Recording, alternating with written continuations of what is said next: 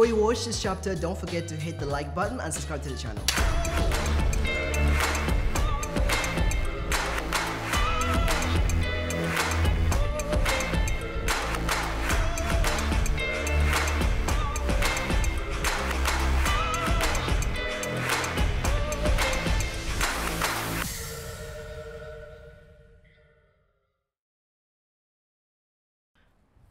Hey Leon. What's up? So how are you really doing? Fantastic, actually. The really, I'm putting 2 underlines on the really. Fantastic. Yeah? Two lines under fantastic. So in this phase in your life, or in this period, let's call it, if you take a moment to think about how you're doing as a person, you think you're doing fantastic, or stressed, or fast, slow, bored? All of the above in different times of the day.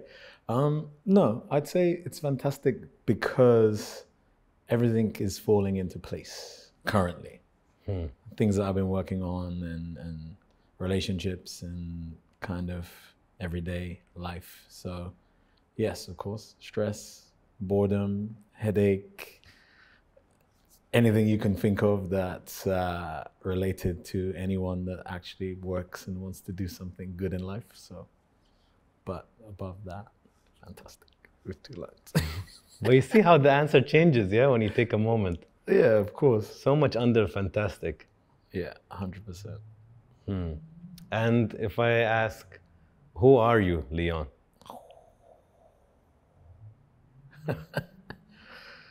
Who is Leon or who is Starino? There are 2 different people at play here.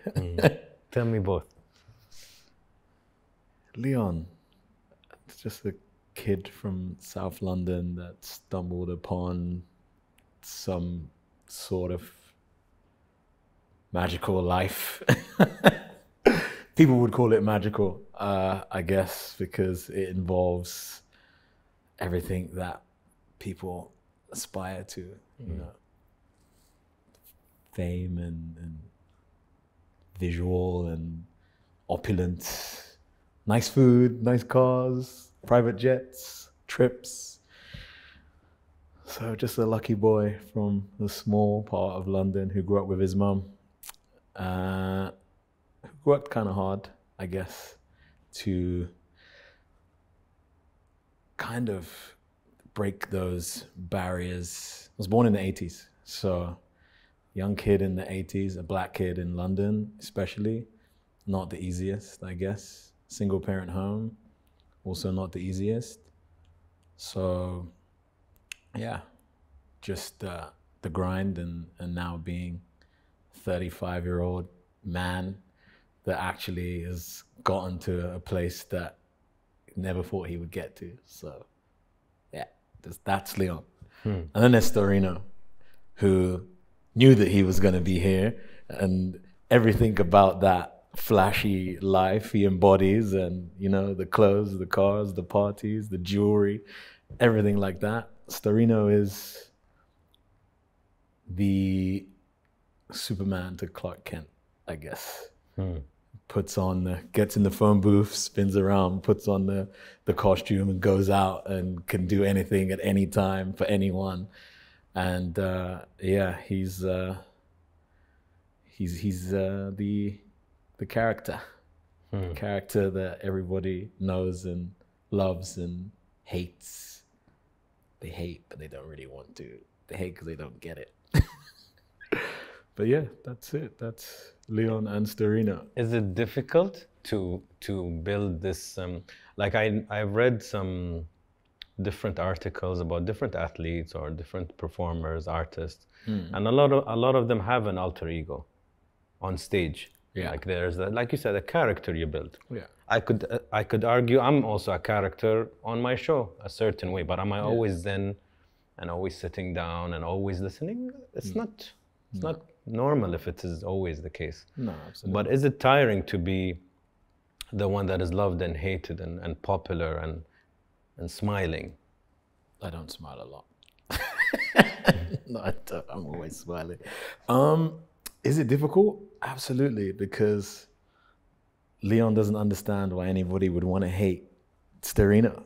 It doesn't make sense because Starino is the guy that helps everyone selflessly, even if what I do comes with financial gain. Of course it does, nobody works for free, but the relationships that I nurtured to even be able to become that person, you know, they're very emotional, they're very draining, they are very time costly. So yeah, it's, I don't know, it's hard to explain. I've never had to explain it before. So, you know, it's a little bit difficult. We have all the time. There's no time limit. I'm here to learn. To learn, yeah. I mean, man, I don't know. I would say, unlike maybe somebody who's performing on stage, the character is still a real person, still has feelings, still has thoughts, and still, when the hate comes, still takes it on, you know, the comments and the this and the that and the blah, blah, blah, blah, blah.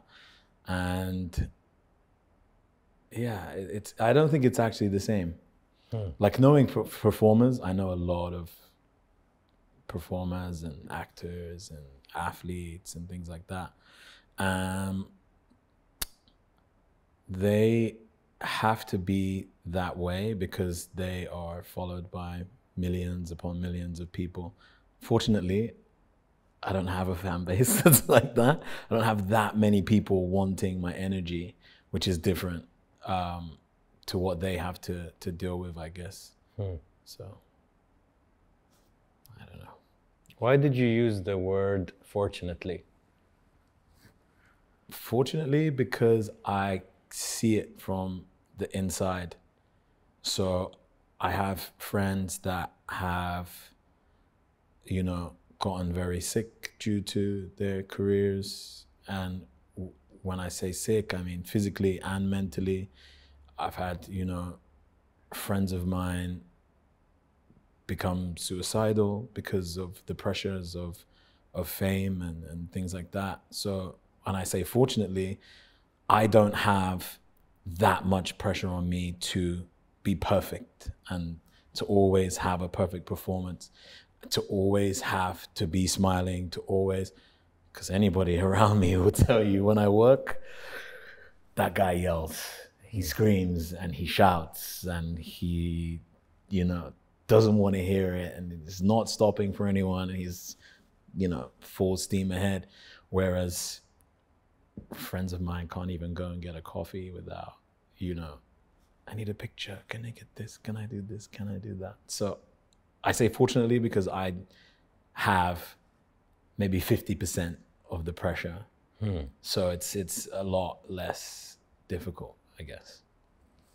And a creative question. If I give you a white canvas, yeah, and I ask you to draw your current mental state in this phase, what would you draw? How many colors do I have? Volcano. If you asked me to draw my current mental state. Yeah, a lot of colors, man. Okay. What am I seeing on this canvas? You're probably going to see some smiley faces, some sad faces, maybe like a pair of shoes, whatever comes to mind at the time. A clock, maybe. I don't know. A clock, why? Because time. Time is like one of those things that we all have, but don't have enough of, but then have too much. It's a weird thing. Everybody says, I don't have time to do this. And actually, they do, because if they spent less time on Instagram or here or there, they'd probably be able to get things done. Correct. And I'm guilty of that. So when I say, oh, I don't have time to work out, but then you look at my screen time and it's 2.5 hours. Well, if you only spent 1.5 hours looking at your phone, you could spend an hour in the gym. Correct. But I don't know, maybe you should give me a piece of paper and some and a blank canvas and see what happens. And your childhood, how was it? For the most part, it was good. My mom and I, my mom is very, very, very attentive and very loving. And I got away with murder. Not that I was a bad kid. I think I only got my ass whooped once, or maybe a couple of times. But like, for the most part, I was a good kid. So I was kind of like with my mom 24/7, apart from obviously going to school. When I was 7, my sister was born, which I hated because for 7.5 years I had my mom, and then this little human came into our house, and then it was like, Mom, I want to do this, and it was like, no, I have to do this with your sister. What do you mean? I have to read my own books to go to bed? I have to bathe myself? What is this? But yeah, it was good. I had quite a nice childhood up until teenage years. I wanted to be a zookeeper as a kid, which everybody finds very strange. I don't know why. I was obsessed with animals. I would go to like London Zoo and buy like animal figures like with my stepdad and shit like that. So I had like a zoo that I built, and I painted and cardboard and built it all up. And that was kind of what I wanted to do as a kid. But then obviously when you get to like 12, 10, 11, 12, 13, you start interacting with kids and they want to be football players and they want to do this. And I'm like, yeah, maybe I won't tell anybody I want to be a zookeeper. Because kids are cruel, man. Kids are really evil. No mercy. So yeah, a normal, average kid, played with my friends and did sports. I ran in school. It was really fast, 100-meter sprint. And then kind of that pubescent stage, middle school into high school, you know, I went to a, shall we say, a school that was ethnically challenged. So I think I was probably one of 2 black kids in my class. So obviously all my friends were white. And then you go through the whole, your hair is different, and this is different, and that is different. And all the white kids are a little bit like, you're cool, but like, you're not like us. What's the deal? So I had friends, but they were kind of like fake friends, shall I say. So I never got invited to the party. You know, I always heard about it. And I was always like telling my mom, like, yeah, I'm gonna go to the party and be with the cool kids. And she'd drop me off. I would just like walk around for a few hours until she'd pick me up. And that was kind of the teenage years. And then I kind of got to like 15, 16, you go to college. It's like, yeah, it's a new person now. You're in college, get to wear your own clothes. And, you know, I was always stealing my dad's Gucci shoes and Prada shoes and Stone Island jackets. So when it came to college, I was like the cool kid with the designer clothes. But I wanted to put that whole school bullying, no friends kind of behind me. Plus during the summer, my skin cleared up, my braces came off. I was like 6'1" now. I was like handsome. So it was a whole different, cut the braids off, became somebody completely new.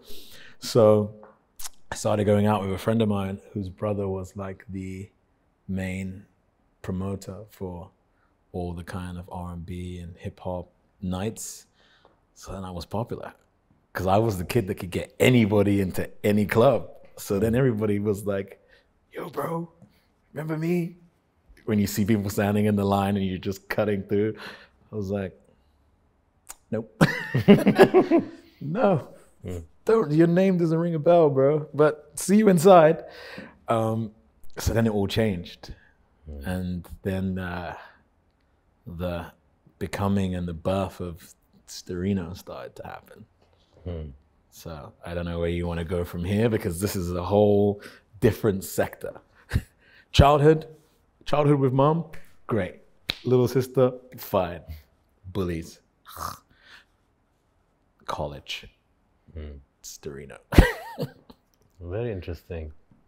And your dad, ever saw him? So up until I think probably 3, 4, 5, was in and out. I know because I have pictures of like birthday parties with like my little brother and I and stuff like that. And then my mom met my sister's dad, and I didn't see my dad until I was 13. So probably between the age of 3, 4, 5, and 13, I didn't see him, but I had a stepdad, who I still see, obviously. And I have a great relationship with my dad now, but that's come from obviously growing up, understanding that the difference between men and women and the dynamics and the issues in which partnerships can face. So when you're a kid, you think, my mom is perfect. This guy's an asshole. Why would he want to leave us? Then you get older, and then you come to realize that men and women don't always get along, and they argue, and there are situations that cause breakups and things like that. So then you don't feel so, that resentment starts to fade away, and you have conversations, and you come to realize who that person is or was at the time. You forgive them and you move on. So yeah, now my dad and I have a great relationship. I just took him to Silverstone for the F1 very recently, which he enjoyed. He's still saying thank you for it. So he had a great time. And yeah, my stepdad was also great. And my mom raised a great man. She's like mom and dad and grandma and grandpa and uncle, and she's like a superhero. So I could have gone left, but I didn't, I guess. Mothers, man. Special beings. Yeah. Very. You tend to try to not want to disappoint them. And my mom is all about I'm not angry, I'm disappointed. Oof. And I'd rather just get screamed at, yelled at, and then that goes away. But like the disappointed looks that continue, you're just like, are you still mad? Disappointed. So, yeah. So the relationship with your mom is very strong. It's extremely. Obvious. And with your dad, you worked on, and now it's at a nice, pleasant it's at place. a nice, pleasant place. Also, you come to the realization that time doesn't wait as much as you believe that you have all the time in the world. And I've seen it. My stepdad is very sick. He's 58 years old, 57 years old, and may not see 60. So it's like, do you keep that resentment and then you lose that person, and then the only person that is left with the resentment is you because they're gone and they don't know that you have these thoughts and feelings. So then you're left with it for another 50 years or however long you live for. Yeah. So it was better for my own mental health to let things go and try to build something that is special now and create memories that don't involve upset, anger, resentment, hate. It's it's just better all around for your mental. I respect that a lot. And Leon, so many guests have come on this show. It's over 100 now. And one recurring thing, no matter how old they were, was regrets they had with unfinished matters with their parents. I've had like older people here. Yeah. And they're old. Like, it's not you're talking to a 20-year-old or a 30-year-old. They're like, I should have. This guy, he's at the last quarter, right? Right. And they're really not over it.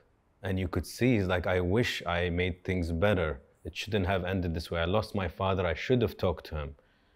And some of them will have dreams, and some of them, it just lingers there, and it eats from your soul. Yeah. So I think what you did is brave. It's not easy, because you can have very easy excuses to be angry at him. So many. You can sit down and list down reasons. Absolutely. But then to choose, no, I need to love me, take care of you said my mental health. Yeah. And at the same time forgive, because I'll feel better, he'll feel better, and maybe it's not as dramatic. Like you said, when you grew up, you started to understand that some people can be good, but they're just not compatible. Correct. When you're young, you don't have that definition. No. You're like, great, they should be together. Correct. You know? So was it difficult as a boy going, because I know there's the stepdad also role. There was a good stepdad there, but the role of you being in a school with a lot of different kids that are not black, that are, maybe don't have the same background or some similar culture. That all of their parents were married. And yeah, and parents are married. Yeah. And you don't have your father to lean on or to ask, if you're bullied, what do you do? Like, is it difficult for a young boy? I mean, yeah, because I experienced it. I mean, my mom's brother, God rest his soul, was also a very prominent male figure in my life. My grandfather was also prominent. But I, as an individual, used to be very closed, very caged. I wouldn't speak about situations that happened. I wouldn't speak about the bullying or anything like that. But I always came across as a happy, normal kid, and I learned to suppress it. But then, as you get angry, as you get older, and you try to kind of find the roots of anger, like, my mom's gonna freak out, but like, from the age of like 18 to like 25, 28, had a lot of fights, like a lot of physical fights. Used to get into fights at clubs and this and that, and I never really quite understand why, you know, what the kind of the triggers were that were making me angry and things like that. And then of course, everybody says you should have therapy, but I kind of became my own therapist and broke down exactly what it was that I felt was making me angry. And it was things that needed to be let go of. Resentment for my father, resentment to my mother for having another child, you know, those types of things. I really didn't like my sister until she was like 18 years old. Like, just like, get out of here. So once I discovered like, hey, like what you're doing isn't normal. You need to kind of figure out what's pissing you off so much. And then that was it. And then I started to repair the relationships. And what I achieved at a young age, a lot of people around me didn't get it or didn't understand it, especially family. You know, you're 19 years old and you're taking care of Mariah Carey and Pharrell Williams and Justin Timberlake and this person and that person, and you go home and you tell your aunts and your uncles, ah, yeah, I just came from blah, blah, blah with this person. And they go, yeah, okay. Are you okay? Like, do you need to see somebody? Because you tell a lot of lies. Like, and I had family members who have now also apologized, because this is way before social media. So, you know. No proof. There's no proof. There's zero proof. Yeah, I was hanging out with Madonna. Madonna? Like, why the hell is Madonna gonna hang out with you? For what reason? Who are you? You're just a kid from South London. Like, what do you have to offer Madonna? No, I'm joking. But that also, so, you know, you're achieving these things and you're being put down. Again, more resentment, more anger. But then, again, you have to process things and understand that people don't understand you as an individual and what you're doing. And it's not normal, I guess, because I didn't work at a record label. I wasn't in a managerial position. I wasn't an assistant, an intern, or anything like that. I was literally just me with all of these famous friends, because I set out to not be the bullied kid. I set out to be the popular kid, and that was the road that I traveled. So I had conversations with people, and I said, yeah, I can do this and I can do that. Even if I couldn't, I would just figure out how to do it. And I didn't have money.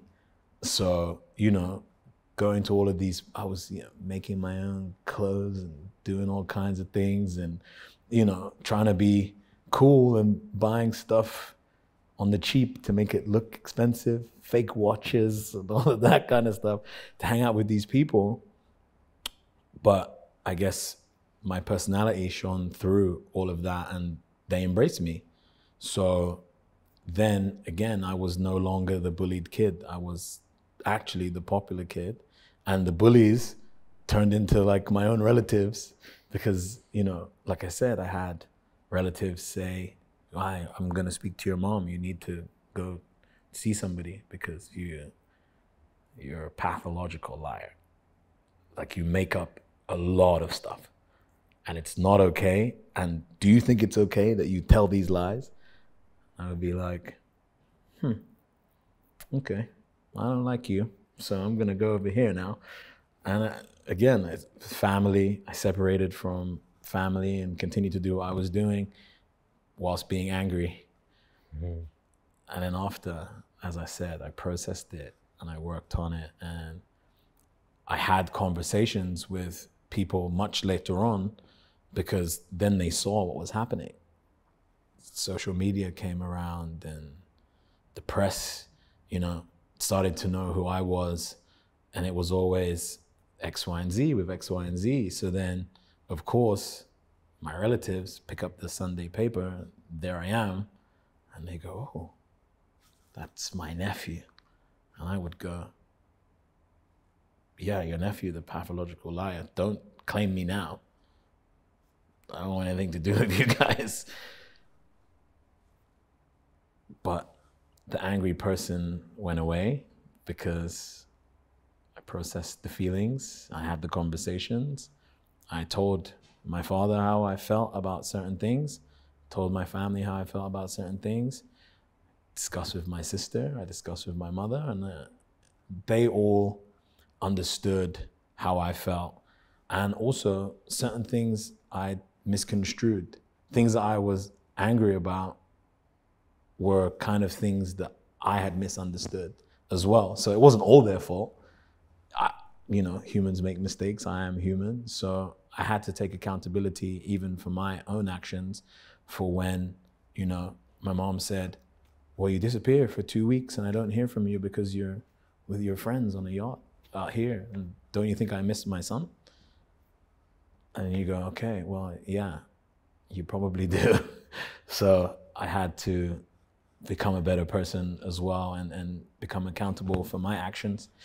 And here we are. And I'm quite nice and well-rounded now, I think, at 35. And most people don't address their issues and don't understand that they have issues, and they don't understand why they do certain things that create certain things. And yeah, so.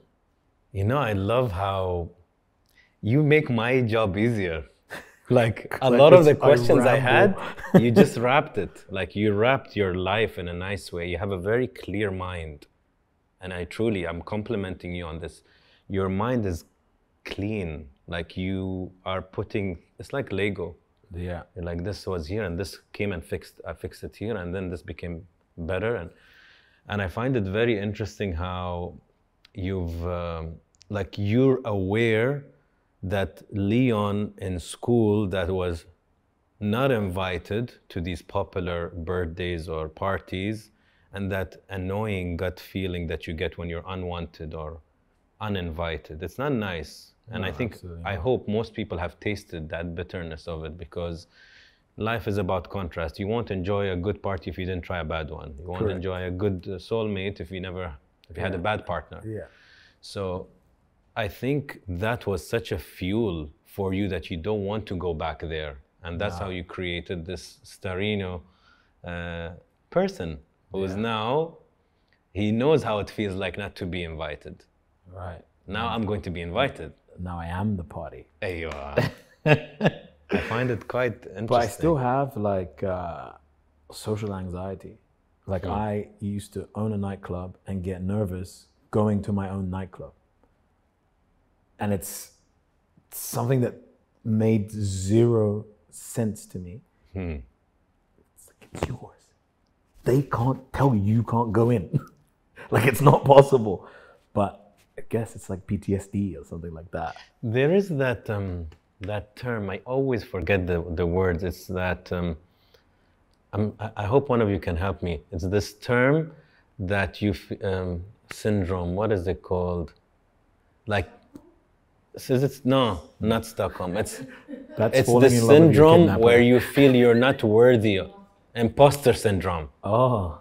So imposter syndrome is like when a celebrity, for example, who has millions of fans, he starts to think, why? But I'm not special. I'm not worthy of all of this. I'm sure they don't like me. Something is wrong. Something is off in this whole thing. So for you, at a nightclub, you are getting the triggers of the unwanted teenager. Yeah. So that's the battle in your mind, this trauma of, you know, do they really, are they inviting me? Why are not they inviting me? It's your club, you deserve it, like cherish it, but it's this battle in your brain. Is it really mine? Am I worthy of having it? Yeah, it's an insane feeling because it's like you have the keys. You know you can shut it down, like you can do whatever you want. But yeah, it still happens to this day. Like, if I'm even like approaching like a red carpet or things like that, I still have this like thought process of, what if they don't let you in?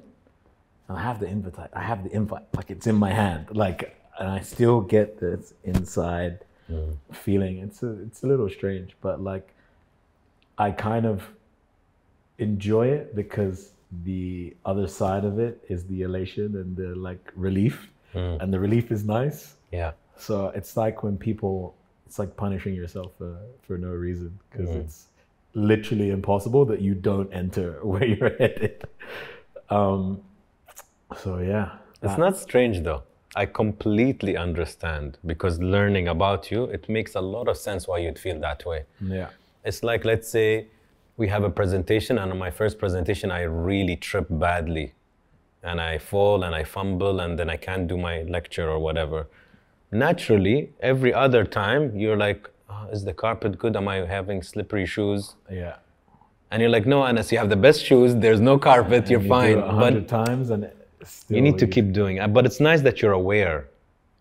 You're not like, why am I feeling? You're very aware of the emotions you're going through. No, I absolutely know. And I actually have pretty much every single situation that's ever happened to me in my head. I can tell it like a good chapter to chapter. I can't forget things, which is really annoying because I have the photographic memory. So I can... Interesting. I don't remember names, but I could tell you what you were wearing 14 years ago on the day that we met, like weird stuff like that. So, what do you mean in your bio by antisocial socialite? So, very social.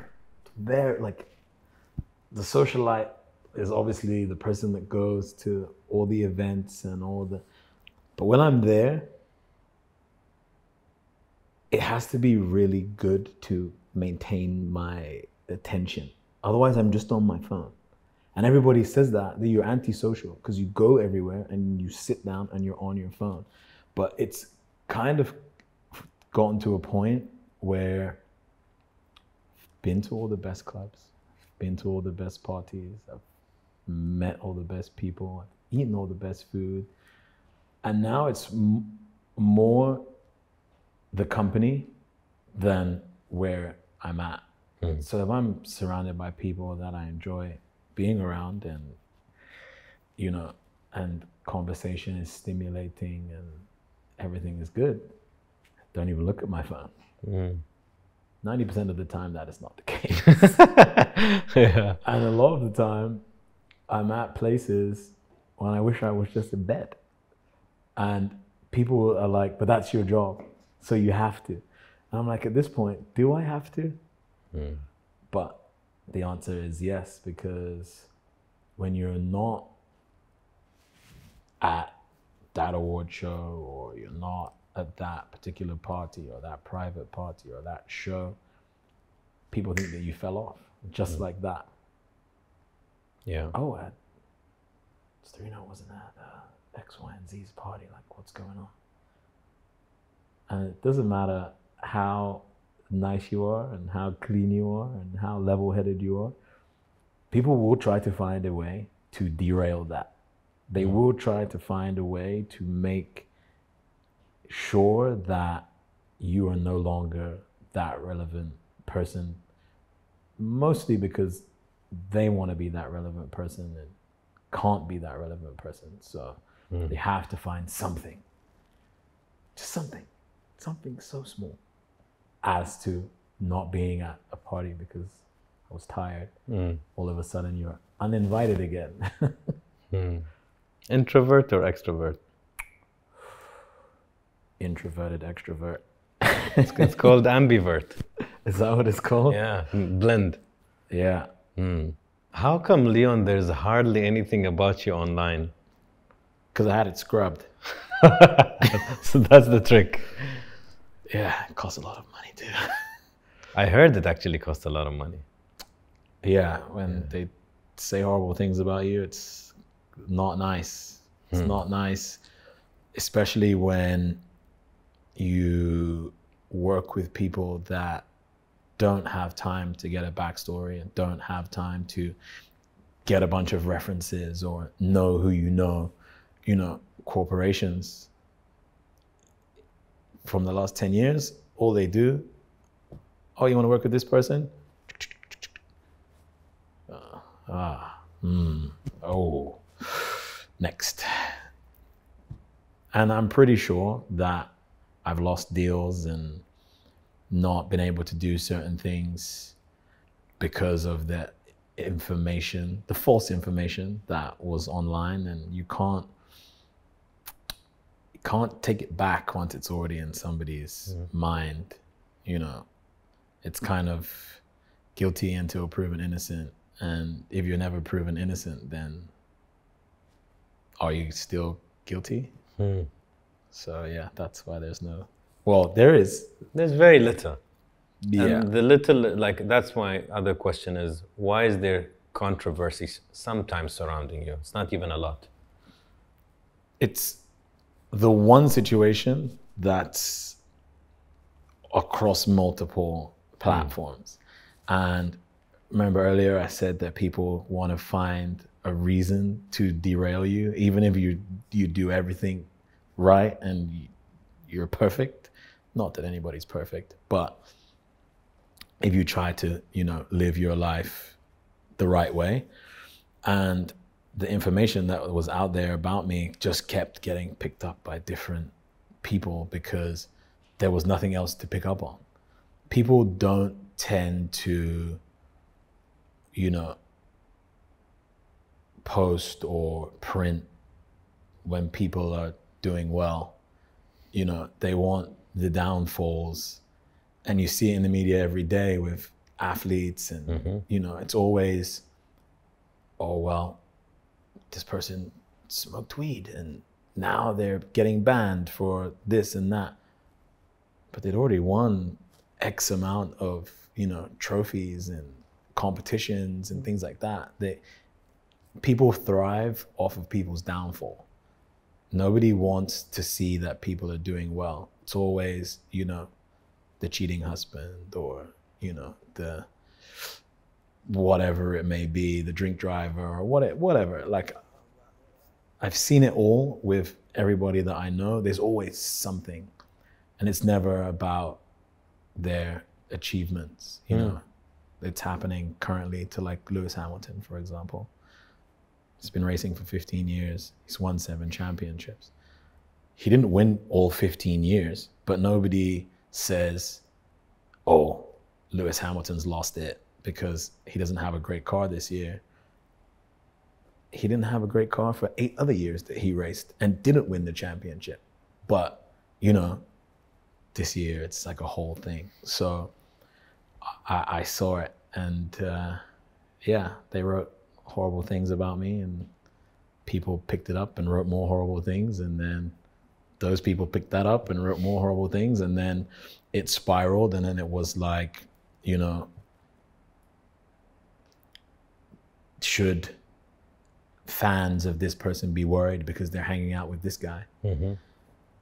You know, and that's what I was saying with, especially with like corporations, when they see things like that. Yeah, yes, they avoid. Absolutely.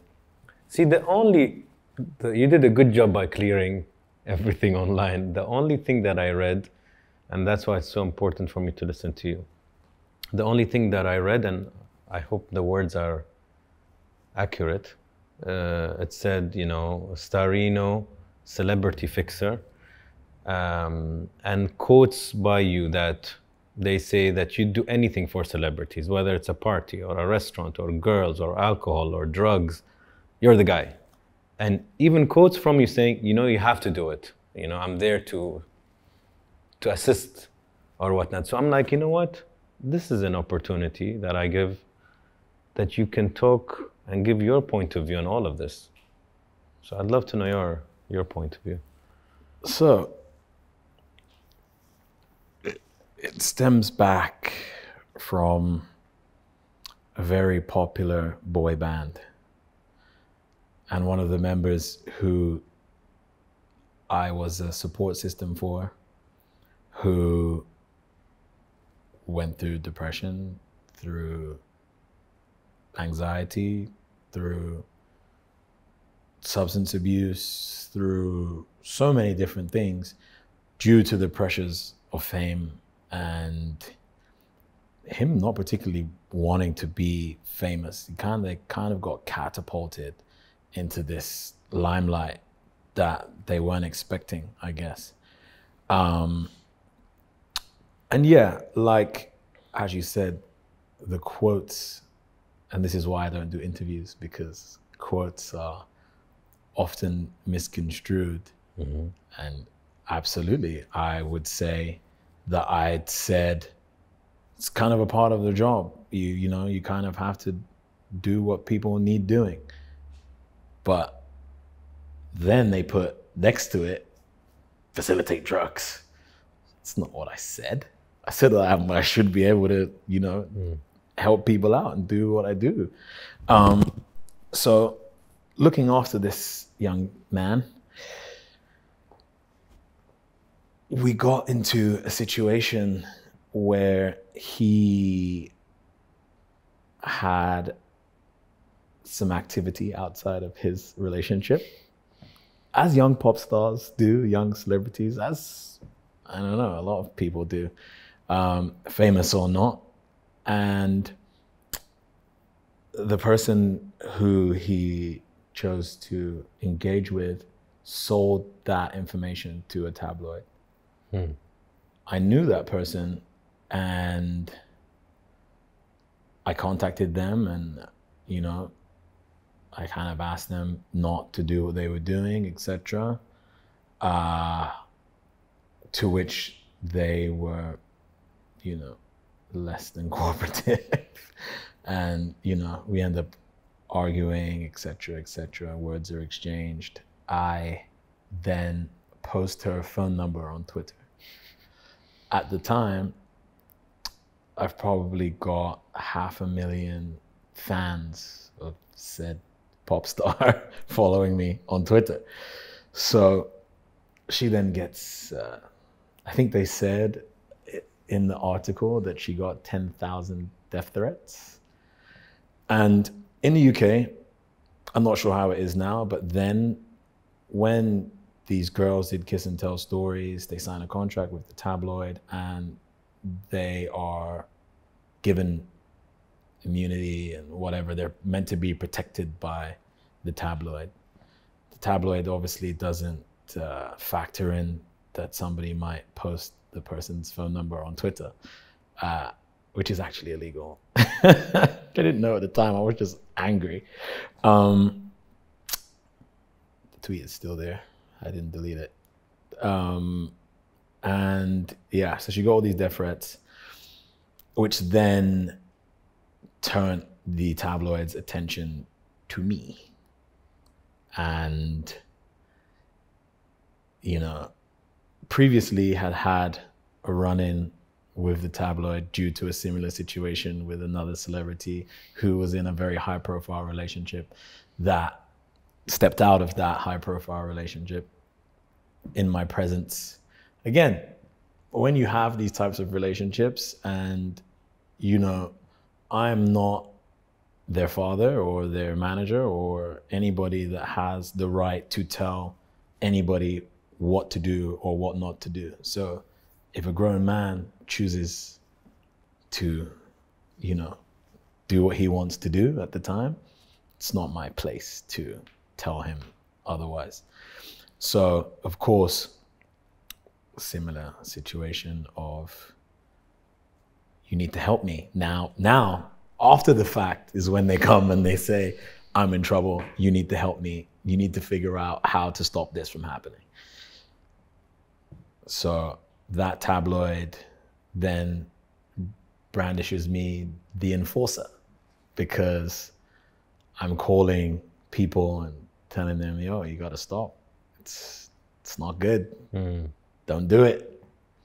You know what's gonna happen if you don't do it. Meaning, I ban you from all the clubs and stuff like that. Not I'm gonna come to your house and kick your head in. But of course, tabloids just make it that way. And they put a nice picture of me in a black hoodie in the newspaper, looking like the Grim Reaper. So yeah, so I'm now on the radar of the tabloid because twice I've put their protocols in jeopardy, shall we say. So they then decide to obviously start digging into who I am and why I have all these celebrity friends and why I, you know, why do I have access? Why does he have access? He's not, again, he's not a manager, he's not a producer, he's not a writer, he's not anything to do with the industry, but yet everyone is around this guy. So the management of said boy band, before I get to this part, I have to explain something a little earlier on. So the first time I meet said boy band is with another very... I like how you put the word said boy band. Said boy band is with another very, very famous pop star. He introduces me to the members of this band and we hang out, etc., etc. I mean, for me, they're like kids. So I have like a, for a lot of people, I have like a big brother role where it's like, well, I need advice, I'm gonna ask my big brother. A non-biased big brother who's not a family member, who's not whatever, who kind of understands because he's got a bunch of other famous friends that might have gone through this situation. So these kids, they smoke weed, but they're very famous. So one day, one of these kids decides to phone someone to bring them weed. That person happens to be a friend of mine. That person thinks I'm being set up because that's my occupation, and why is one of the biggest pop stars in the world calling my phone? So they call me to ask, am I being set up? And I'm like, oh, no, you're actually not. Like, it gives the home address of this person, etc. I'm like, oh God. So I call them, I'm like, you can't call random drug dealers. You are one of the biggest pop stars on the planet. If you need help, let me know. And this is where the quote of being able to facilitate anything comes from. Because I have friends from all walks of life, like all walks of life, from rulers of countries to people that do illegal things, to people that, you know, any job in the world, I think I know somebody that does that job. So due to the love that I have for these people, I then say to them, look, if you ever need anything, you just call me and I'll figure it out, because I have friends from all walks of life. So one day, that call comes, it gets facilitated. So I take weed to a recording studio in London, where I meet the management of said boy band. Everything's fine, everything's cool. Nobody says anything about it because the management know that their band smokes weed. They're not stupid. So then let's go back now to that point of the tabloid then asks management, so who is that guy? Because he's around and he's with your guys all the time. He was there when this situation happened. He's in every picture, every show, everything. We see him everywhere with your guys. Management say, we've got no idea who he is. We think he's one of the members of our band's drug dealer.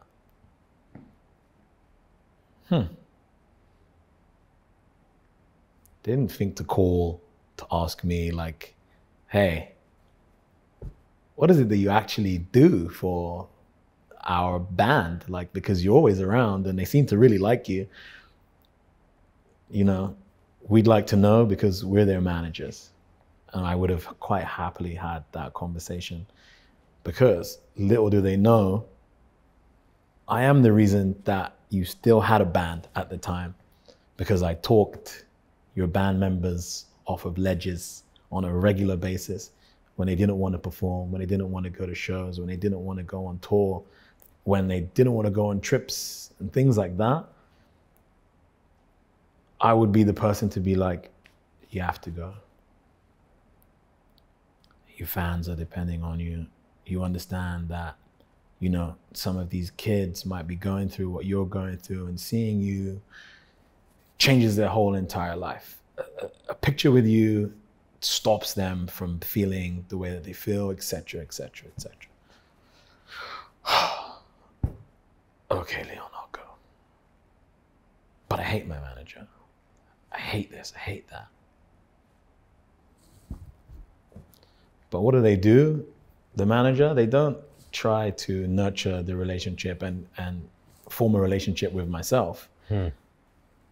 It's already negative. It's, we don't know who he is, and this and that. And you're a threat.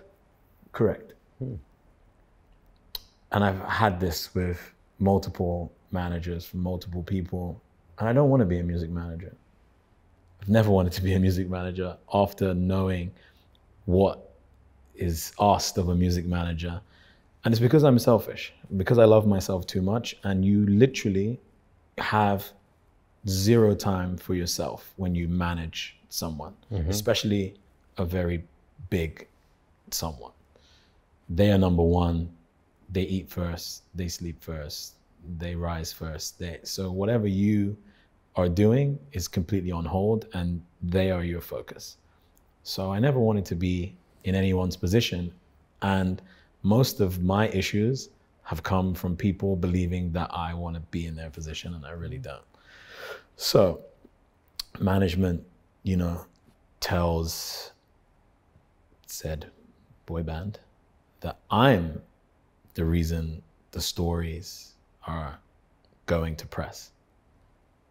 Again, they don't know that because I'm with their artist 24/7, the things that he does that they don't know he's doing, I know he's doing because he's doing them in my presence. If I wanted to sell a story, I wouldn't need to go that route, because I have all the information under the sun to completely finish this person. But that's not my MO. It's not who I am. It's not what I would ever do, because I care about that person. So I'm not gonna give out the information that I know for anything or anyone. And that's also a big part that plays in my relationships, is that everybody that I'm friends with can be themselves and do what they wish without fear of that becoming public knowledge. It's a lot of trust, like a lot of trust. And it's been the defense for me, because when people then try to say, oh, but he sells stories, people go, phew, and I'm in trouble, because he knows so much about me and my personal life that if he decides, or if that's what he does, it's over. Yeah. Things that he knows are career ending. So the management tell the guys, like, it's this guy that's the reason for this story happening. So obviously the conversation is had, and it's exactly that. Bro, you know what I know. If I wanted to sell a story, it wouldn't be this. And he goes, yeah, you're right. Actually, yeah, you're very right. And I said, why now? Why now, after 2 or 3 years, would I decide to start selling stories? I do that day 1, day 2, when I don't know you well, when I don't care about you, when you're just a new person in my life who I'm seeing doing what you're doing. And he goes, yeah, you're right. So our relationship stays intact.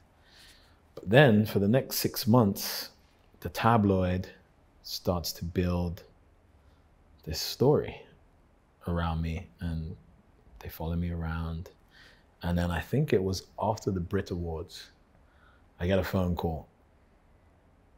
Hey, we got your contact from someone at the awards, blah, blah, blah, blah, blah. We want to meet with you because our bosses are planning on building the next Planet Hollywood. And you are the guy that multiple people have said is the connection to the celebrity world. And this is what we want to do with you and get this knocked out. Because I'm like not caring about doing things in a corporate manner and kind of not trying to capitalize off of my relationships by saying to X, Y, and Z, oh, you know, let's do this business, let's do that. Because it's never really been my relationship with any of the celebrities. And especially not them knowing that I'm getting paid to do these introductions. It completely changes the dynamic of something. Sure. So for months, I'm like, nah, I don't want to meet with you guys, or I'm just blowing it off. I'm not answering the phone. I'm not this, I'm not that. A call comes in and the lady's like, listen, my bosses are looking at sites in Las Vegas. Will you come to Las Vegas and meet them? So I tell my best friend, who is the person that helps me with business and stuff like that. I'm like, look, these guys have been trying to meet with me for like 3 months. They want us to go to Vegas. I'm like, free trip to Vegas. First class to Vegas, great. He's like, yeah, we have to go. Let's go. So I go to Vegas. A little do I know, the people I'm meeting are undercover reporters for the tabloid. The one that I've caused all the problems for. Afterwards, I'm like, I'm a nobody. Why did they waste all these resources trying to take me out? And it was because the ego. I managed to do what nobody had done, which was challenge them and cause upset to a foundation that the tabloid is built on, which is gossip. So when you start having their clients scared and getting death threats by fans and stuff like that, all of a sudden you're a threat. So we go to Vegas and in the court proceeding that happens later on, I find out that my room is bugged. The room in which we do the meetings in are bugged. Dinner is being recorded. Basically everything, they're undercover reporters. So everything that I'm saying is being recorded, and what they do is take a little piece from here and a little piece from there, and then they kind of, you know, looking back, they asked me a lot of questions about a lot of people that would have definitely caused a lot of problems had I answered their question. But again, in my world, I don't lead with, I know this person, I know that person, this person did this person did that, this person did that, because it's private. So these guys are strangers. When they're asking me, does X, Y, and Z get like fucked up? Like, I saw pictures, man, like da da da da da da da. I'm like, I don't know, you know, like never really seen them like that, so I can't really comment on, you know, and they're pushing and pushing and pushing to get this information out on my celebrity friends, which obviously now I know would have gone to print. So yeah, I go through this whole interview process, and we go back. I get another call like a month later. They want to meet in London. So we meet in London, and the same type of discussions are happening, and they want to know about this person and that person and this person. So you get paid to go to these interviews? Why would you bother? It gets paid for. Yeah, so the ticket and the hotel. So you and your best friend, like, it's an experience. I mean, as deals go, when somebody wants to build a multi-million-dollar brand, them flying you somewhere isn't that strange. And when they want to offer you 500,000 for here and then an additional 500,000 for this, and when this goal is met and this, so at the time, I'm thinking, gonna make millions of dollars here, because what they were pitching wasn't unfathomable. It was just a concept, which there are so many concepts today for celebrity-driven ventures, you know. So again, at dinner, he's like, can you help me out? I need to get some stuff, you know, like X, Y, and Z. I'm like, I don't know. It's not really my thing, man. Like, you know, because I've actually personally never done any illicit drugs. So, you know, I'm like, whatever you want to do. So he finally is like making it almost a deal breaker. That if you don't help me, it's kind of, everything is off the table. So then, you know, I call a friend, to call a friend, to call a friend. I'm like, I need to get this guy coke, or like my deal's done. Somebody finally answers. They come. He says, let's not do it here. Let's go to my hotel room. Normal. Go to a hotel room that now I discover has cameras, microphones, etc., etc. And they do the deal, or the deal is done, but he doesn't personally do the deal.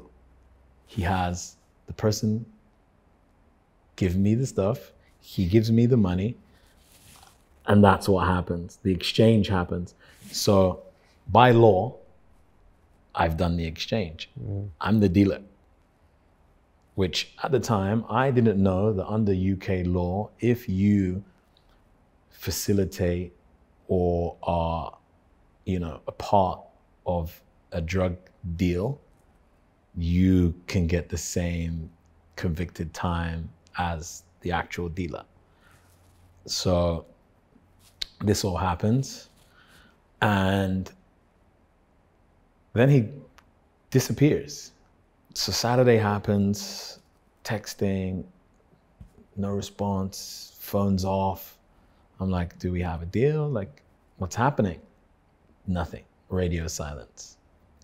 All day Saturday happens. Midnight, I'm at work at the club. My phone, there's no service in the club. I go to the office around 12:15, and there's service in the office. My phone starts message after message after message after message. I'm like, shit, somebody's died. Like, everybody's like, call me. Like, I'm like, what's going on with everyone? My friend says, go online and check this tabloid's headline, the front page.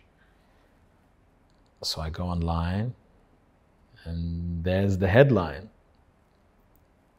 A-list stars fixer is class A drug dealer, with a picture of me, Rihanna, Cara Delevingne, and Jordan Dunn. Like, and then a picture of me and a picture of a red circle around it with, you know, little wraps of whatever he bought.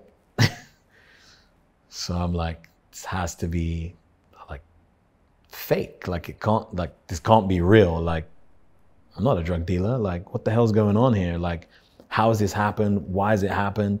So I called my friend. I said, they fucked me. They like, I'm finished. Like, it's over. Like, it's done. Life is done. Everything's over. So obviously the story goes to press, to print Sunday morning, getting calls from the newspaper. We told you we were going to get you, didn't we? You thought you were bigger than us. You thought that you were just going to be able to do whatever you wanted and get away with it. Well, this is what happens to people that think that they're bigger than us. Like, wow. Like, anxiety is through the roof. I'm spiraling at this point. I don't know what's happening. Like, am I going to get arrested? What's going to happen? Is everybody going to stop talking to me? Is my career over? Do my partners at the club say no more club? Blah, blah, blah, blah.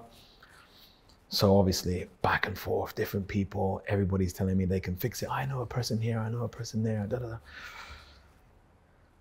So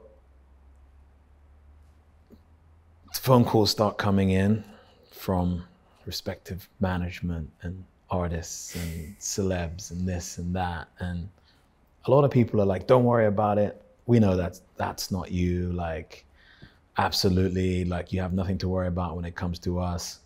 Then you have, on the other hand, stay away from my artist, stay away from this person, make sure you don't do this.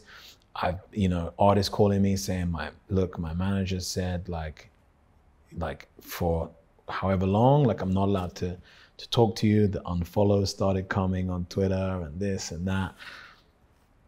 So I'm like, wow, like, I'm actually, like, done. So then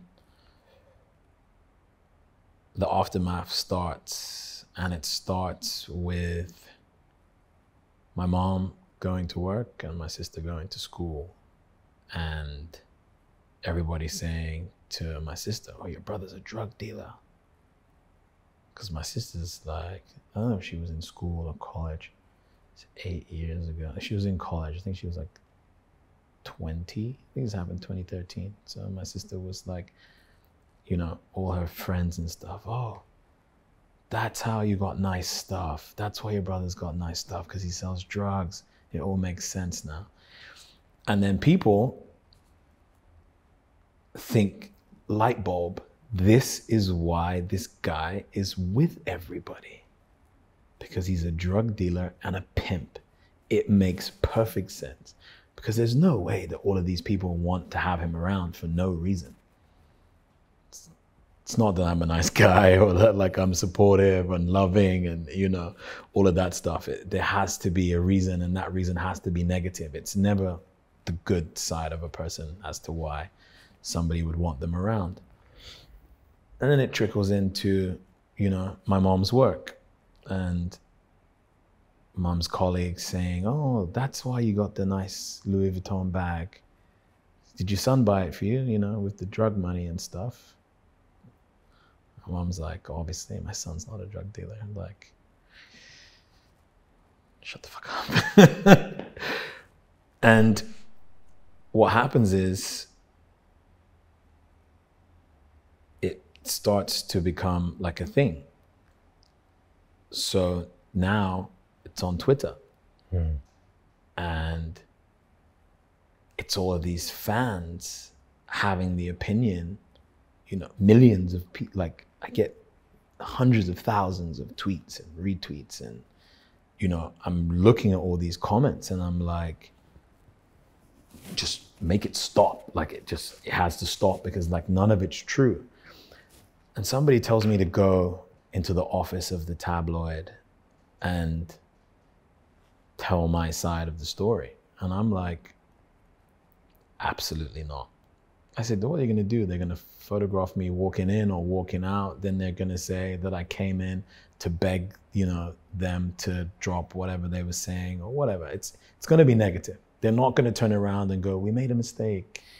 He's such a nice guy. He came in, he's so pleasant. No, they wanna keep that hot topic going with more negativity. So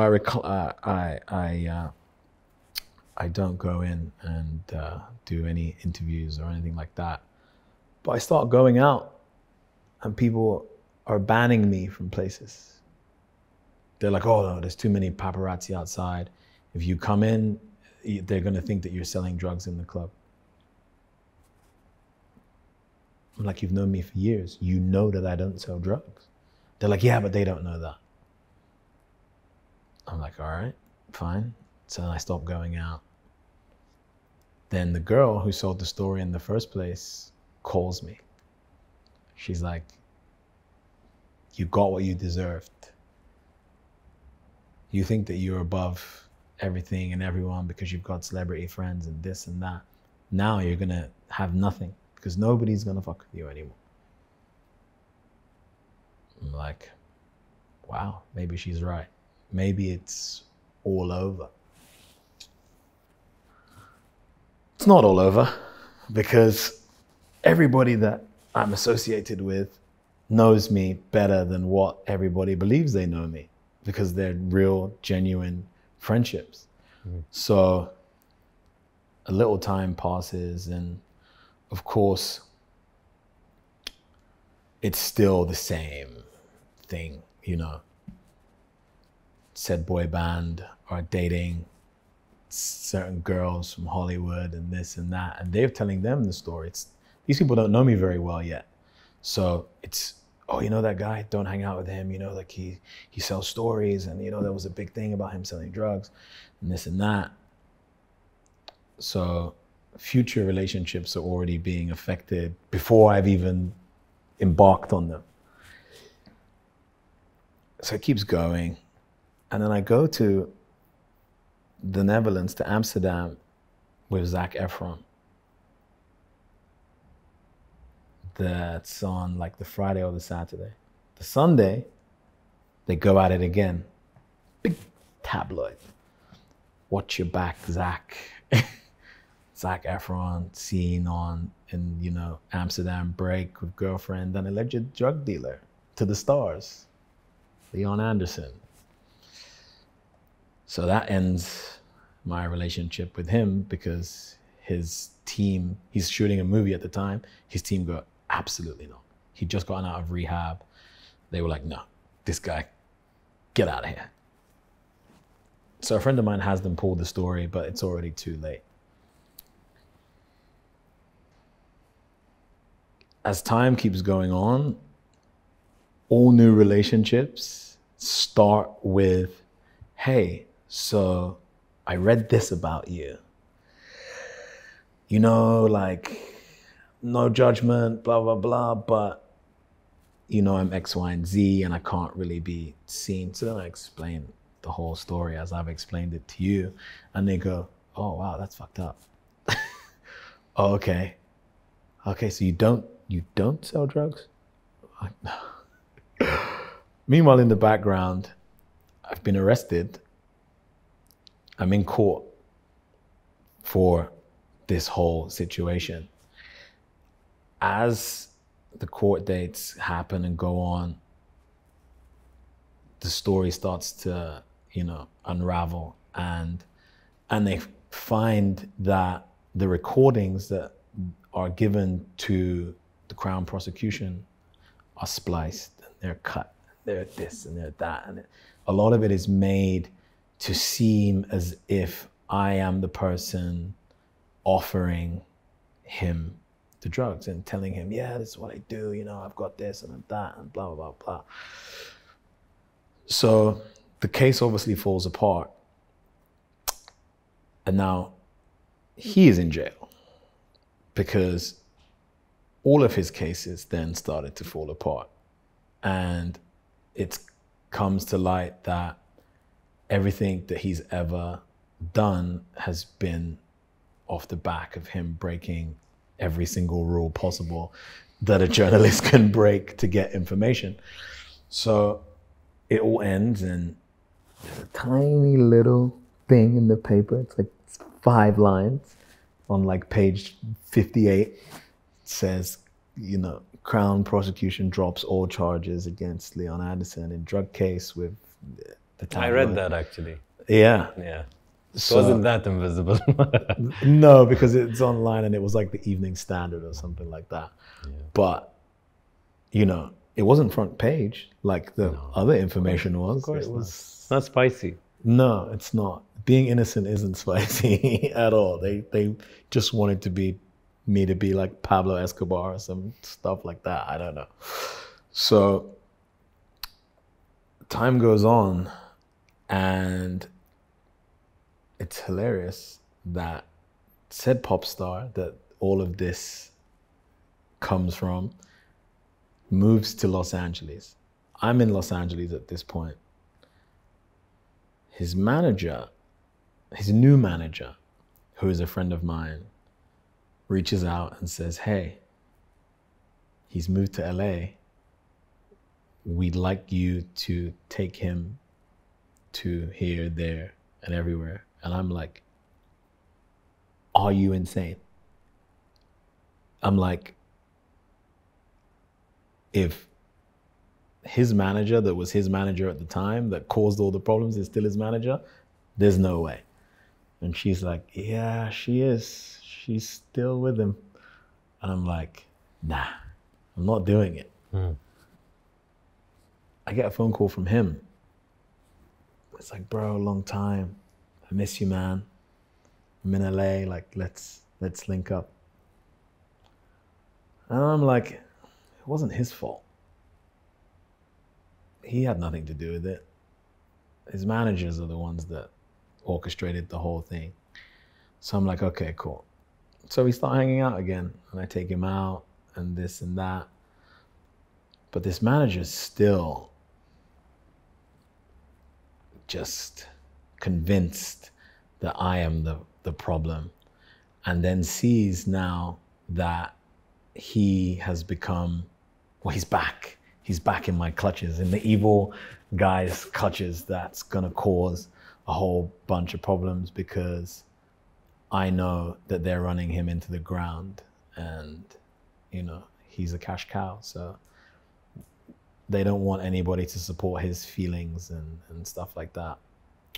So I take him out and I take him to the 18th birthday of a very famous individual, which is where he meets his girlfriend, who's no longer his girlfriend. I mean, they have a baby together, but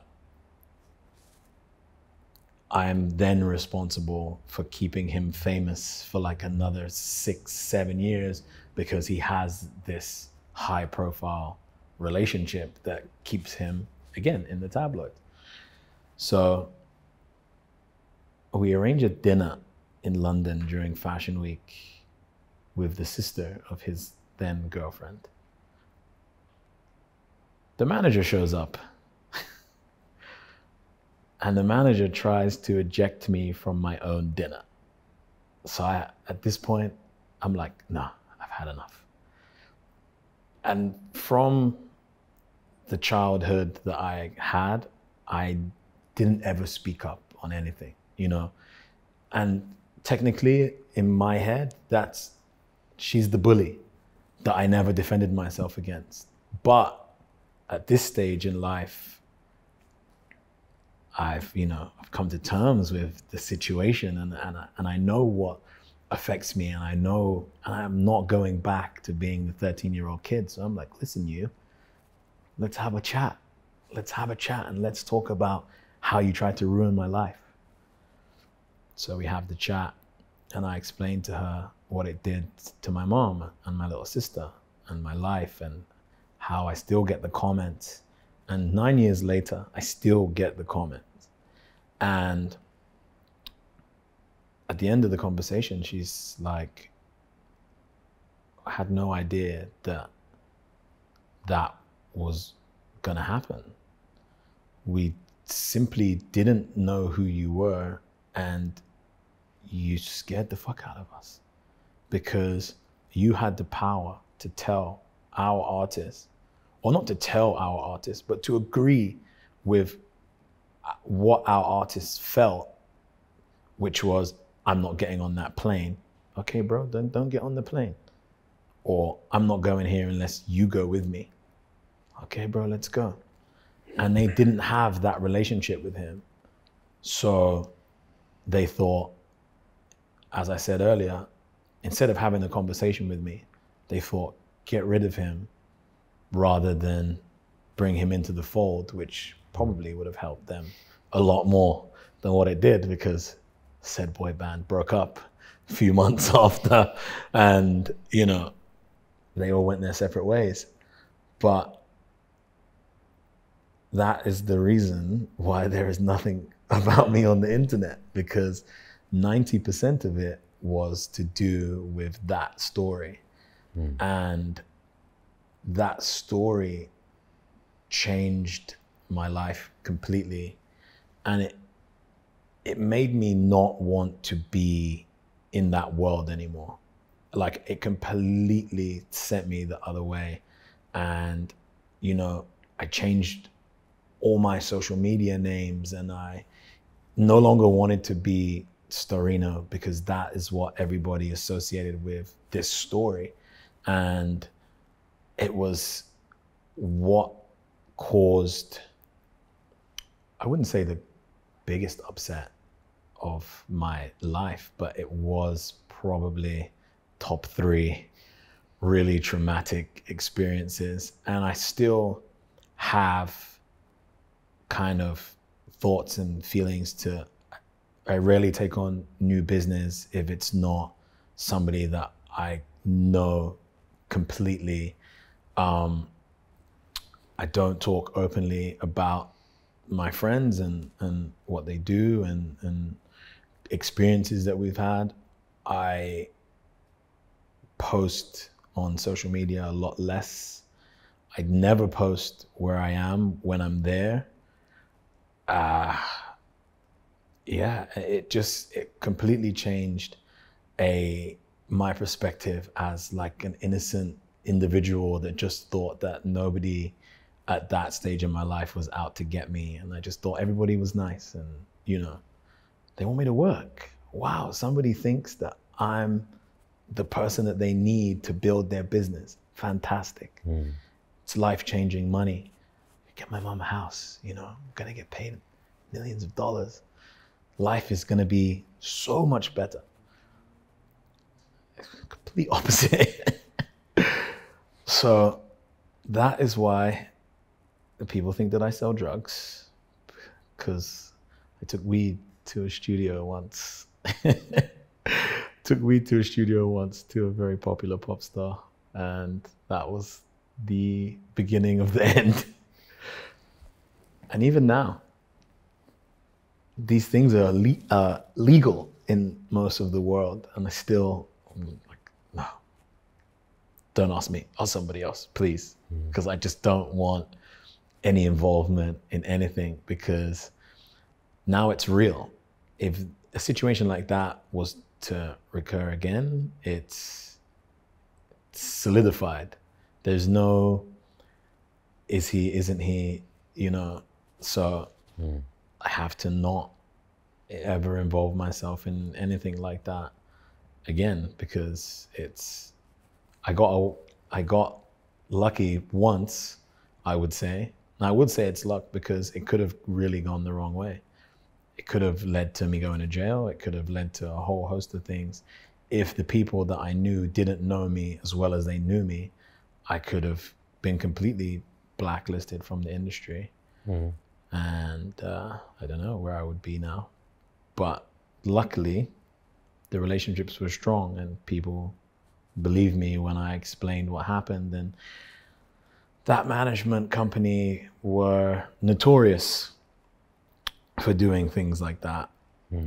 And, you know, trying to get rid of people. But I always say if I was white, it wouldn't have happened.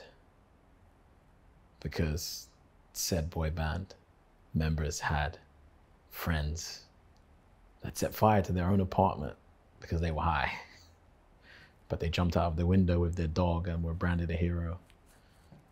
But, you know, it's not the same for me.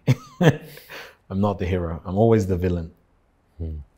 Not so much now, but managers still tend to have this fear. But again, nobody wants to be in music management. It's way too stressful. I enjoy a stress-free life. Leon, you think it's, do you think it's unfair what you had to go through? Absolutely. Purely because, again, the relationships that I built were not for personal gain, because I've never done TV, I've never done radio, I've never, you know, become a singer or an actor. I've never even done a, you know, a cameo in a TV show, nothing. Music video, not a music video, nothing that I could easily do to try to push myself to the forefront to build something as a someone by piggybacking off of having celebrity friends. But it's never been what I wanted to do. I don't want to be famous. No, But I mean, do you feel it's unfair to be labeled with so many labels that you're like, I didn't even do these things, but I have a sticker. Now I removed the sticker officially. Yeah. But you know, when you remove a sticker, it's still sticky. Still sticky, yeah. So I guess that's what happens with sometimes with giving somebody a bad image. No, absolutely. It will always linger. That's why I said I've tried to avoid it completely now, because the moment you even just go close to it, they'll be like, ah, you see? Yeah. We always knew. No, but but of course it's unfair. But that's what I'm saying, is that I didn't use those relationships for my own personal gain.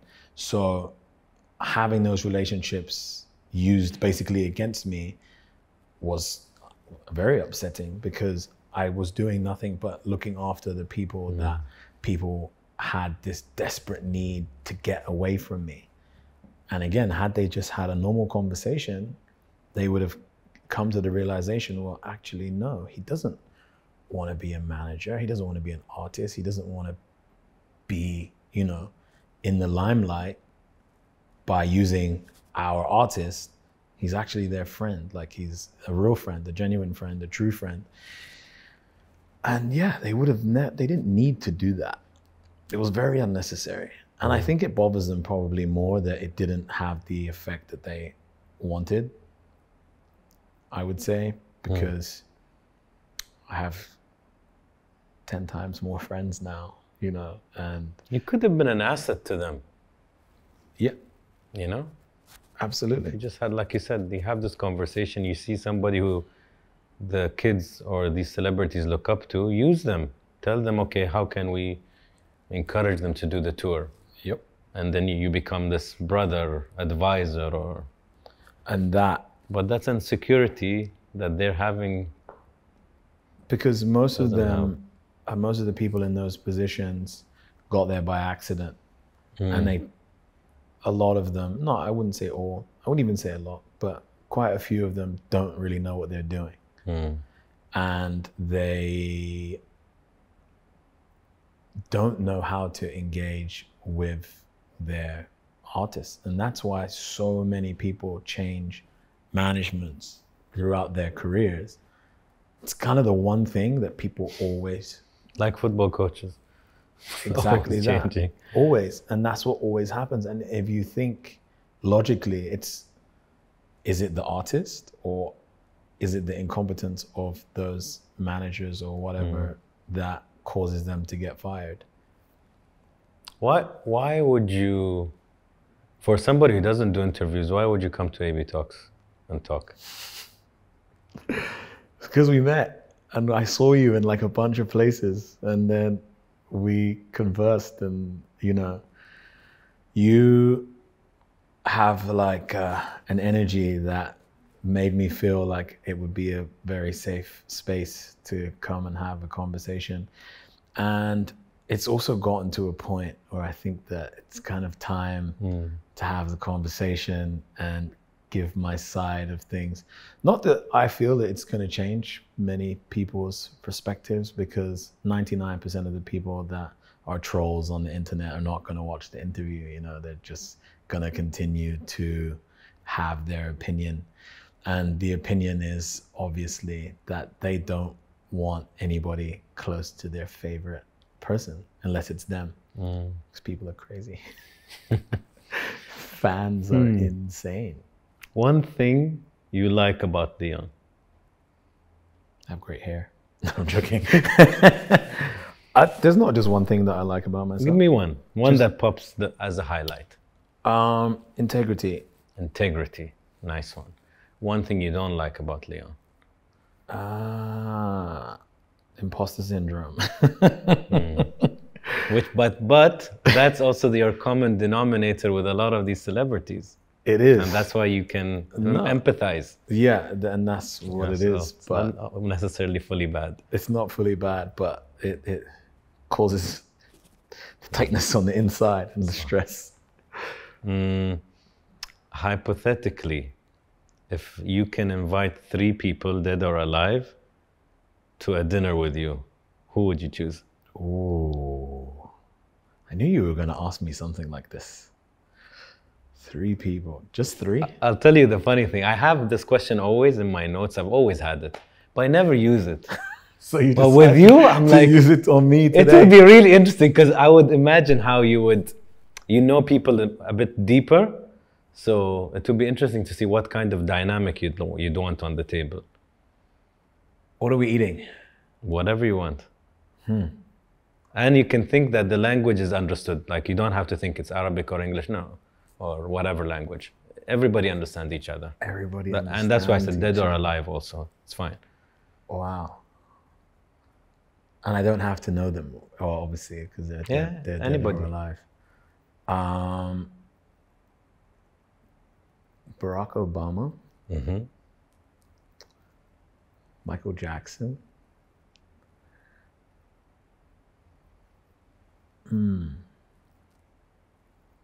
Third one. Do they have to be a real person? Can they be fictional? If you want. No. Third one.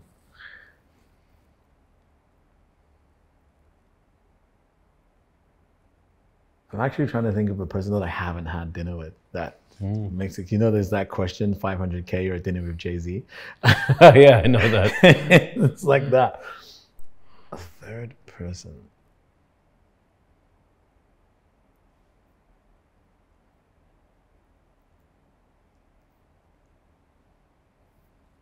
Can I invite my mom? Of course. Yeah. I'd like my mom to be there. So Mom, Obama, Michael, and you. Yeah.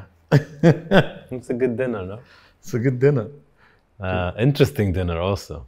Yeah, do you know, I've never met Barack Obama, but he's a person that I'd like to meet, like to have a conversation with him, because he's just, I mean, the first Black president running America as a whole, and still being like the coolest guy on the planet. It's like, how did you manage that?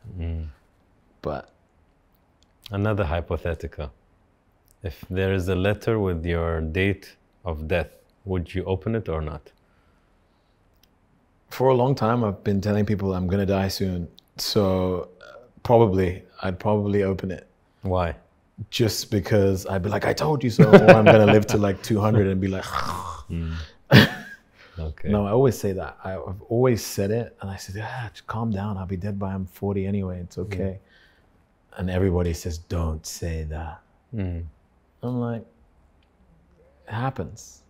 I've experienced a lot of death in my life. So I don't see it as a bad thing, but I don't want to die before my mom.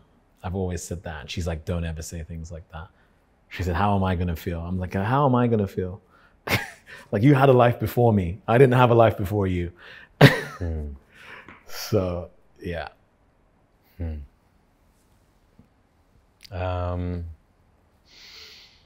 If you weren't Leon, would you be Leon's friend? I think so. Okay.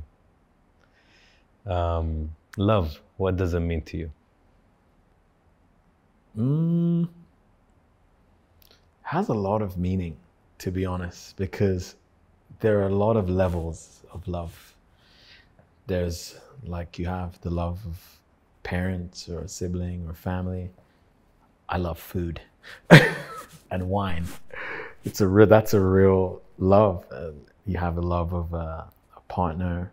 Then you have love that, there's a lot of love that I haven't experienced yet. I don't have children, so the love of a child that you brought into this world. I know you have kids, right? So 2 boys. That's like a completely different type of love. Is subjective.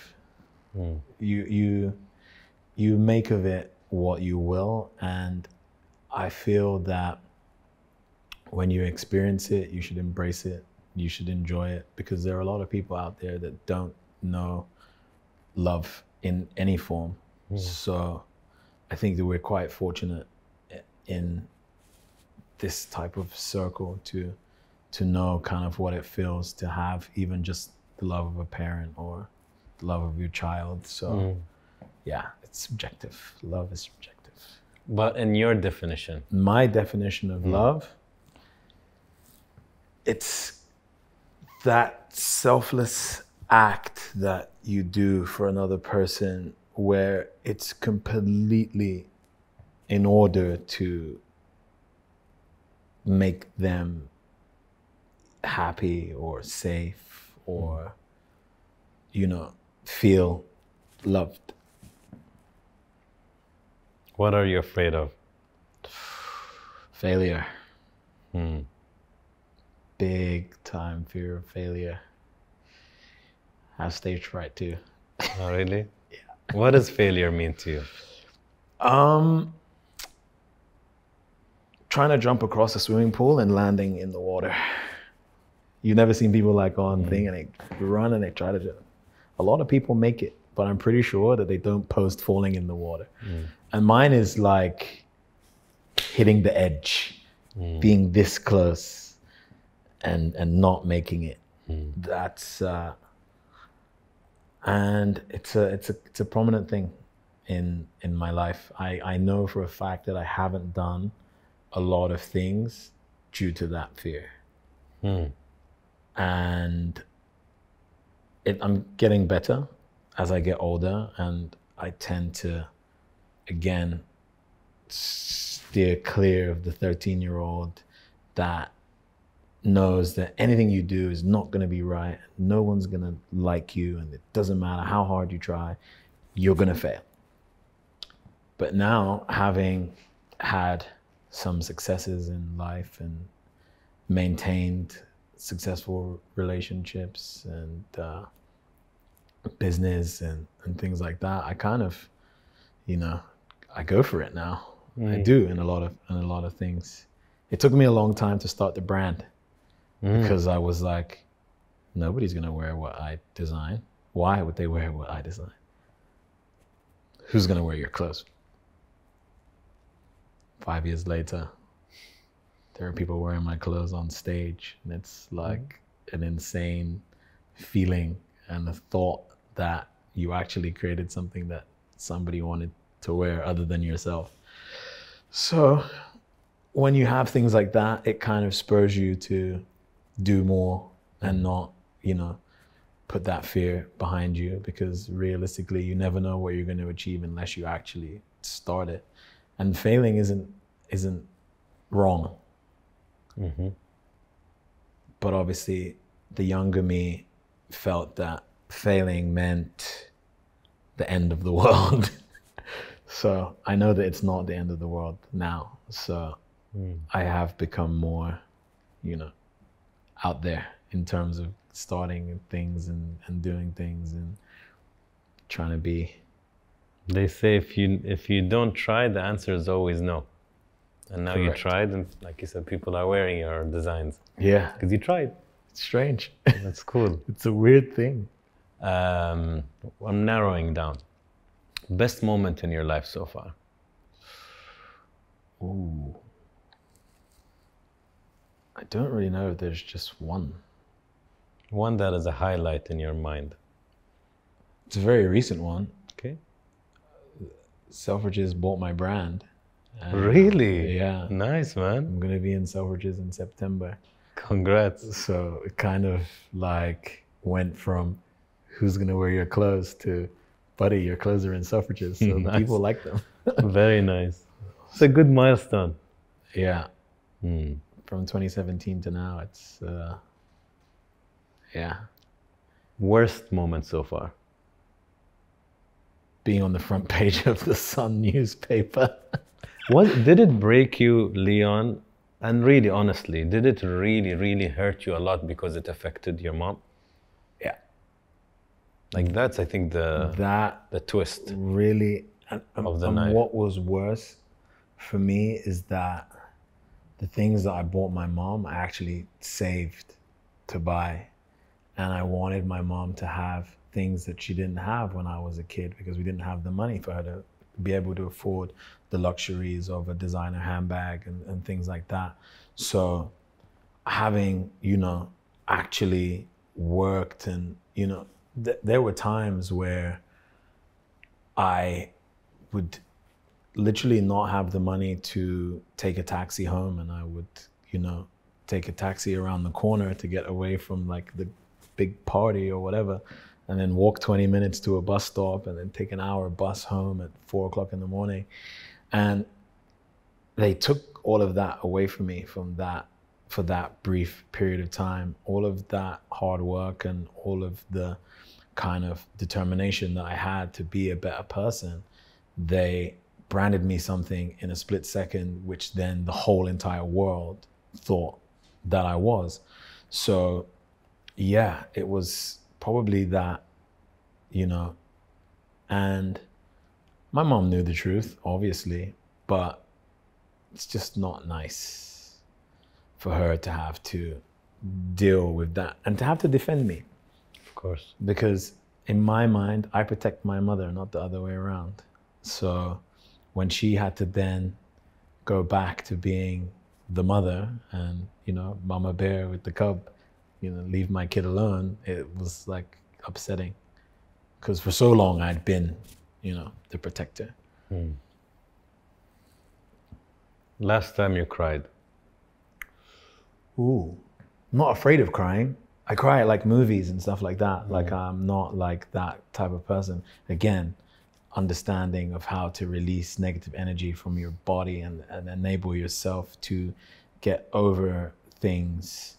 But the major, not just like a tear from a sad scene, but like when my uncle passed away last year. And it took me about 10 days to even kind of register that what was happening and what happened, because as I said, I've dealt with a lot of death, and when you know so many people, more people tend to die, if that makes sense. So it was kind of like, I seen him, I knew he was really sick. He actually predicted the day that he was gonna die, and he died on the day he said he was gonna die. Wow. So when it happened and I got the phone call, I was like, yeah, okay. Knew that was gonna happen. So it was kind of like, and then for days, and then I started to feel like really bad because like his kids would call me and they would be in tears, and I was just like not feeling that of what they were feeling. And I was kind of like, yo, like, are you okay? Like, what's wrong with you? Like, that was like your dad, and like you don't care. And it's not that I didn't care, it's just that it hadn't registered like fully that this person was gonna be gone forever. And then I was in Mexico, in Acapulco. I was on FaceTime to my mom. And she was just talking about him, and then just all of a sudden, floods of tears. And my mom was like, not looking at the FaceTime, and then she comes back into the FaceTime, she's like, oh, I'm so, like, she's like, you are. And then my mom starts crying, it makes me cry even more. And then, you know, she was like, it's okay, like, he wouldn't want you to be sad, like, it's fine. And I think, yeah, that was probably the last major cry. But like I said, like, movies get me, sad scenes, like anything that's like emotional, like I really like, I don't hold it in anymore. It's like, you have to. And I tell this to people, like, you have to cry. Because if your body's asking it, you let it. Absolutely. It's a matter, it's a blessing. Yeah. That God gives you this ability to release pressure. Correct. It's a relief. No. Kids do it like professionally, you know? We should learn. No. We just reduce the amount when we grow up, and until it, especially as a man, absolutely. shut it off. Emotion. And even if you're sitting, like we're sitting and watching something, and you go, and you're trying to, and you think, why am I doing this? Yeah. He's my buddy, like he's my brother, he's my bro. No. He will not judge me. Me? No. But we all do that for so long, all our teenage years, and yeah. Now you know? it's like watch something. I was watching X Factor and Got Talent clips, and some of the stories are really emotional. I was at lunch at my mom's, and I'm tearing up, and they're all looking, you tearing up? Yeah. It was just, I love music, I love a good story, and it was just absolutely emotional. And it is just how it should be. And I think that they produce these things to invoke emotion. So it's not like what's happening is strange. You're not just, you know, at dinner and, you know, your meal is wrong and you start crying. It's like these things are designed to get a rise out of you. So what is something that makes you feel powerful? Accepting who I am as a person, which I didn't for a very long time, and knowing that what I have to offer as a person is a benefit to those around me more than a hindrance. Nice answer. Your uncle's name? Richard. So Richard in one word. Loud. Loud. Your dad's name? Tony. Tony in one word. Ooh. This is a little bit more difficult because he's Tony in one word.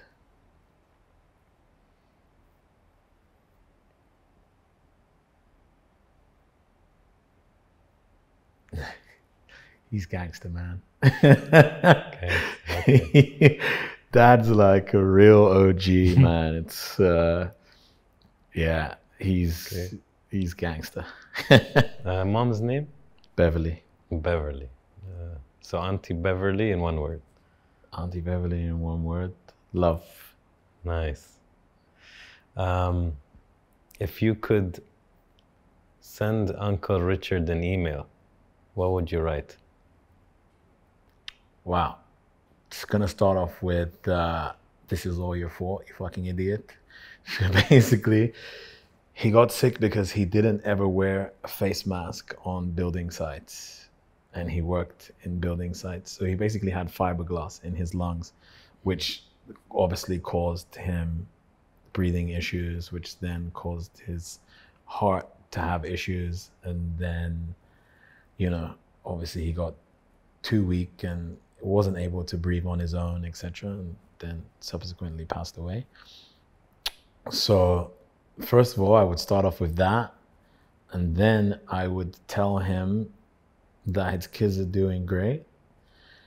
Abby misses you the most. That's his oldest daughter, but they're getting on with it. We're taking care of them. My sister adopted them. So the kids are fine. Their mom is crazy and it's your fault. And yeah, just we miss you. Your loudness, it's missed. He used to yell a lot, but like not even in an angry way. He was just a loud human. And I can always remember my mom being like, "Shh, why are you shouting? Like you're shouting, and we're right here. You're shouting." So yeah, that would be the email to Unc. Random question: how did you get this? I was in a nightclub, and I literally went to pick up my jacket, turned around, and a bottle came at me full force, hit me in the face, and tore a big chunk of my eye out. Wow. My eyelid was down here, and I could see out the top of it. And I got a bunch of stitches. I think it's 71, something like that, inside and out. Well, Just you're blessed to still be handsome. And to be able to see. After that, yeah. Yeah. Do you know what? My grandma is responsible for that because she was in the medical profession. And the hospital that I went to initially, the surgeon went to touch my face without gloves on. And my grandma went crazy. She's like, "I'm in the medical profession. Are you really about to touch an open wound without gloves in a hospital?" She's like, "Get up, we're leaving." So we went to another hospital where they called a plastic surgeon that got out of bed, because this was like 4 or 5 o'clock in the morning, got out of bed and came and did the surgery. So yeah, it could have gone terribly wrong at the first hospital. But Nanny's she's a beast. She was like, absolutely not. Yeah, strong woman in your life, man. I do. Lucky. Yeah.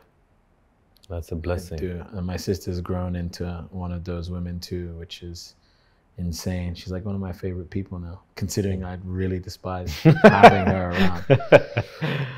around. Hypothetical. If we can take Leon's heart out and place it in front of you, what would your heart tell you? Ooh. Heart speaks. You're doing great, sweetie. No, I'm joking. Heart would probably tell me to stop worrying about what people think so much. Because 9 times out of 10, what you think they're thinking is not what they think. Correct. Nice one. Starino in one word. Oh, dangerous. He's a dangerous, dangerous guy. And Leon in one word. Empathy. Empathy. Yeah. Very that sounds so accurate, man. Empathetic human that will allow, not so much now, but that would allow people to take the utmost advantage of his kind nature and still continue to take care of them, even knowing that they're doing it for the wrong reasons. It takes a lot for me to discard a person. And even when they do fucked up things, I'm like, there's part of you that's not this person. And a lot of people around me are like, yo, you need to stop. It's not the same as forgiving a person as keeping them in your life and enabling them to continue to do wrong towards you. So being forgiving is a completely different thing. And I had to separate the two from people taking the complete piss to actually a person making one mistake and learning from their mistake and becoming a better person from that mistake, and us having a better relationship to those people that just genuinely take advantage. Because people do. And I see it and I get it. Like, I have access to a lot of things that a lot of people want. And, you know, I'll run up and down and I'll make sure that everybody's good. And famous, not famous, financial, not financial. Just, even my friend said it today. My best friend was like, I don't know how you do it. I said, I've just had one cancellation happen and I'm so pissed off. And he's like, you've been doing this every day for 20 years. And I was like, I told you, my brain's fried.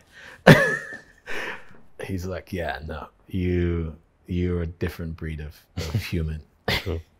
Thank you, man. Thank you. Appreciate it. How was it for you? Just like having a conversation in a coffee shop, like you said. Good, yeah. That's what I said. Said it should be like that. I talk a lot though. You know, I'll tell you what I also noticed. Because you lean onto the introvert also side. You're very social, but I could assume your acquaintances are this much and your friends are this much. Absolutely. You're that type of personality. And somebody, I remember I was at a birthday party, and I was walking down the stairs, and this DJ that was playing there was walking across, and he's like, bro, I follow your show and I love what you do, da, da, da. And then he goes, I'll let you be because, you know, you have a lot of friends. I can see everybody here knows you. And I'm like, I don't have a lot of friends. No, and he's like, what do you mean? I'm like, I know a lot of people, but I don't have a lot of friends. No, that's exactly what so I I say understand. to everyone. Yeah. And what I was going to say is people like that usually don't. Well, the moment they feel safe, they open. And this is what happened with you. The moment you're like, okay, he's a brother. I can talk to him. He's my friend.